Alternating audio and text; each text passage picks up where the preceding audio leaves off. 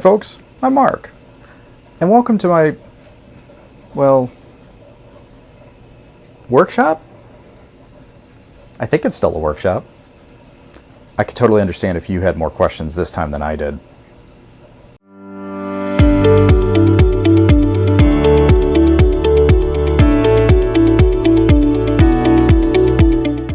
So for the last couple of months, we've been working very diligently on some not completely planned renovations to the basement. Let me just say that finished basements and water, that's really not a great combination. So as a result, everything that was in the finished part of the basement had to come over here to the unfinished part so we could deal with the disaster that was there. Thankfully, we've been able to get basically everything under control, I think, and that is almost all done. But as a result, the last couple of months, I haven't had any time, let alone space, to actually do anything with Theo.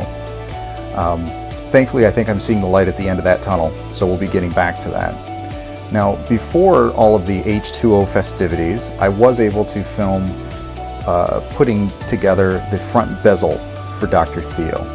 So that's what you're going to see today. So the front of Dr. Theo needs a ring that comes into the, I guess, into the side. And it's going to do two things. One, it just looks good, but two, it's going to keep all of the layers inside him without, falling out. And I wanted to at least fix one of these more permanently than the back, just so I can have something to work against. So I finally got it to a point where I was able to get something that looks good and functions. Totally on the first try, because, no, not really. The ring itself, the cookie cutter, is not a perfect circle, so it's a little bit hard to fit this in.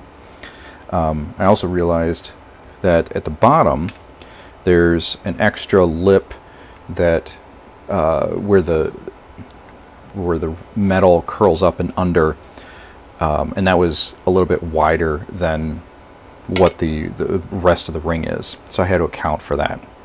Now, my first attempt was in Tinkercad because I thought, okay, this is just a torus. It's actually half a torus, and there'll be a groove cut out of it, but that's okay, half a torus.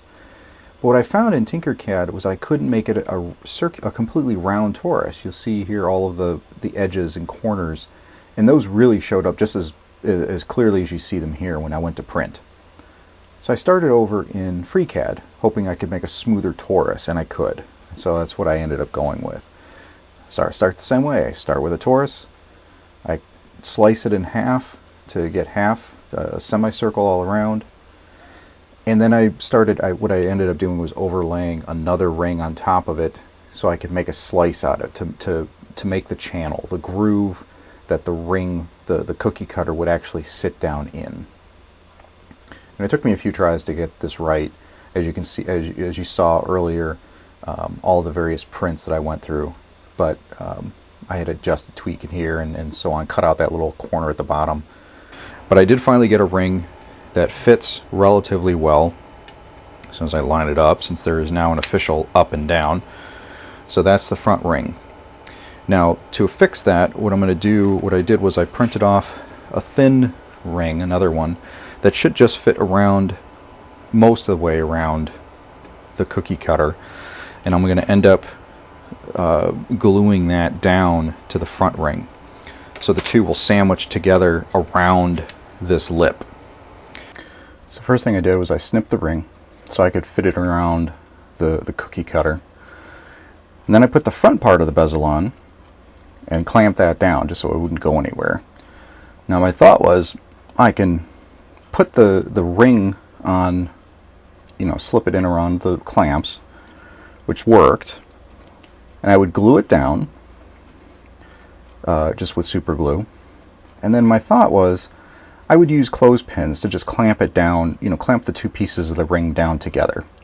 But the problem was the ledge that was formed by those rings wasn't wide enough, and the clothespins never actually got any grip. they just kept popping right off. So eventually I had to discard that idea and switch to using zip ties.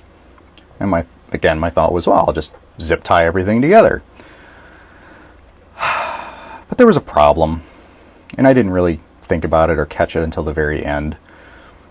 But as you'll see here, I'll put the zip ties on, and it'll go around the entire cookie cutter, and it certainly holds the front part of the bezel on, but not the back part. In fact, the zip ties don't actually touch the back part at all, so it's not doing anything for me here. But like I said, I didn't really catch this until the very end, when I had literally the whole thing covered in zip ties. I got into this groove, man. It was just so zen and peaceful, like, to just one zip tie after another after another. And you know what? Since the glue ended up holding on its own anyway, I have no regrets. So there we have it. There's Dr. Theo's front bezel. The super glue and the rear ring are holding it on nicely. The little lip, or the cut I made to get it in and around the body, is effectively invisible when you're just looking at them. The other happy coincidence here was that the bezel actually does most of the work at hiding his feet. So when he's actually sitting up on a flat surface like this, you really can't see the feet at all, which is cool because you really didn't notice anything like that in the show either. So that was a nice how that worked out. So next time, I'm actually going to be focused on the electronics, actually getting the lighting and the lighting sequence figured out, and try to sort out how the lights are going to actually be attached inside the body. Because as a result, I want the lights visible, but I don't want any of the wires visible.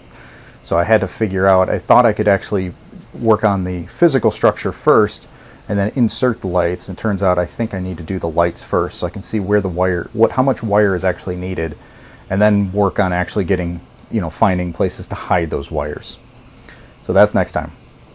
Talk to you later.